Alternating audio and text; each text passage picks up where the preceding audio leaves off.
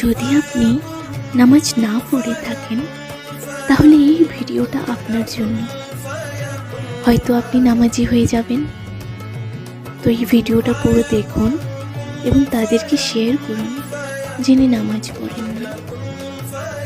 একজন বন্ধু নামাজি হওয়ার কারণ বয়ান করেছিল। সে বলেছিল, একবার কলেজে একজন টিচার প্রশ্ন করেছিল, নামাজ কারো পড়েন না? তো একজন জবাব দিয়েছিল যে নামাজ পড়তে জানে না।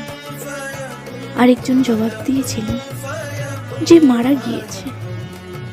আরেকজন জবাব দিয়েছিল যে মুসলিম না। আরেকজন বলল, নাউজুবিল্লাহ, যে আল্লাহকে ভয় পান না। এইসব শুনে আমি নিজেকে জিজ্ঞেস করলাম, আমি কেন নামাজ পড়ি না? আমি কি নামাজ পড়তে জানি না? না, একদমও তো না। আমি কি মুসলিম না? নাউজুবিল্লাহ, এরকমও তো না যে আমি আল্লাহকে ভয় পাই না। এরকম তো না যে আমি মরে গেছি। ওই মুহূর্তটা আমার লাইফ বদলে দিয়েছে। আর ওই দিনের পর থেকে আমি নামাজ পড়তে শুরু করেছি।